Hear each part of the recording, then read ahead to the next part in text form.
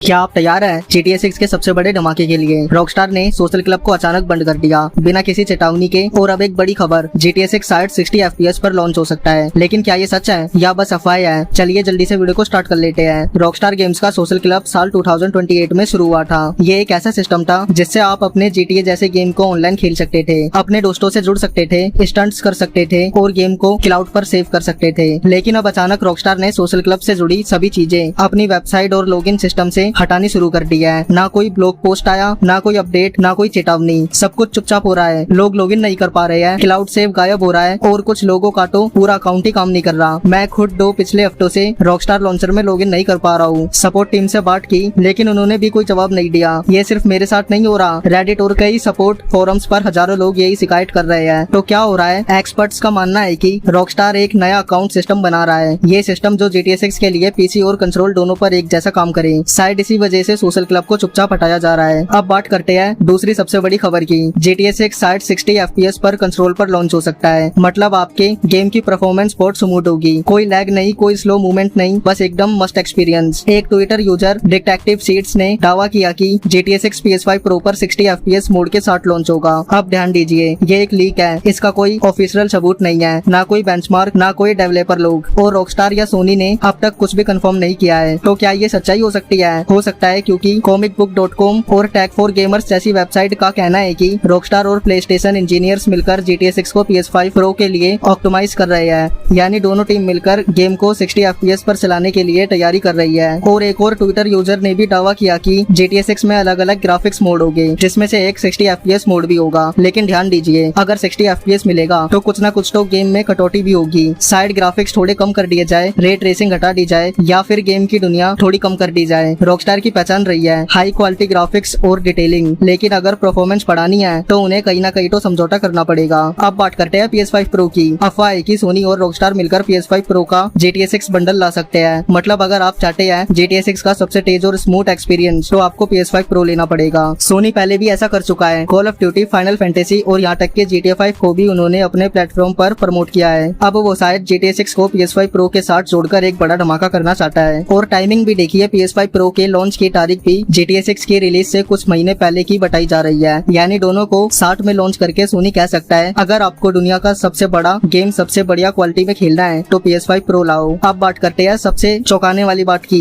एक रिपोर्ट के अनुसार GTA 6 अपने पहले 60 दिनों में 7.6 अरब डॉलर की कमाई कर सकता है। आपने सही सुना, 7.6 बिलियन डॉलर, यानी लगभग 85 मिलियन गेम बिकेगी और हर एक $80 की कीमत पर। यह आंकड़ा कैनवॉय नाम के एक गेमिंग कंपनी ने जारी किया है। लेकिन रुकिए, ये कंपनी ना तो रॉकस्टार की पार्टनर है, ये बस एक बिजनेस कंपनी है जो गेम इंडस्ट्री में निवेश करती है। और यह आंकड़ा उन्होंने बस अंदाजे के तौर पर दिया है ताकि लोग इस गेम की पॉसिबिलिटीज समझें। असलियत यह है कि एक और रिपोर्ट जो एक गेमिंग इकोनॉमिस्ट ने दी है, उसमें पहले साल की कमाई 2.7 बिलियन बताई गई है। उनका अनुमान ज्यादा रियलिस्टिक है, 83 मिलियन कॉपीज $70 की औसत कीमत पर, और पहले कुछ महीनों में बिना किसी GTA ऑनलाइन के। अब तुलना कीजिए, GTA 5 ने 3 दिन में 1 बिलियन कमाया था और RDR 2 ने 725 मिलियन वीकेंड में कमाया था। और अगर GTA 6 60 दिनों में 3 से 4 अरब डॉलर कमाता है तो वो भी बहुत बड़ी बात होगी। लेकिन 7.6 बिलियन ये थोड़ा ज्यादा लगता है। कैनवॉय की रिपोर्ट ने GTA प्लस, माइक्रोट्रांजैक्शन और डिजिटल को भी जोड़ा है। लेकिन GTA ऑनलाइन तो लॉन्च पर नहीं आएगा, PC वर्जन भी 6 महीने से 1 साल बाद आएगा। इसलिए पहले 60 दिनों में GTA प्लस, स्टार कार्ड्स या बड़े डिजिटल सेलर्स से कमाई होने की संभावना बहुत कम है। इसी वजह से टेक-2 रॉकस्टार की पेरेंट कंपनी का स्टॉक भी शांत है, ना कोई उछाल ना कोई गिरावट। मतलब मार्केट इस 7.6 बिलियन डॉलर की रिपोर्ट को ज्यादा सीरियसली नहीं ले रहा। अब एक और अहम बात, 7 अगस्त को टेक-2 की सालाना इन्वेस्टर कॉल होने वाली है। ये इवेंट आमतौर पर बोरिंग होता है, लेकिन जब रॉकस्टार शामिल होता है तब हर बात मायने रखती है। शायद वहीं पर हमें कुछ कंफर्मेशन मिले। GTA 6 के लॉन्च का सही टाइमलाइन, GTA ऑनलाइन कब आएगा, PC वर्जन के बारे में कोई हिंट, PS5 Pro बंडल की पुष्टि। अगर आप गेमिंग की खबरों में दिलचस्पी रखते हैं तो इस कॉल पर नजर रखें। तो अब सवाल ये है, आपको क्या चाहिए? हाई FPS पर स्मूथ एक्सपीरियंस या अल्ट्रा ग्राफिक्स वाला कच्चा पक्का गेम, या सिर्फ PC वर्जन का इंतजार करोगे? और अगर आपने यहाँ तक वीडियो देखा,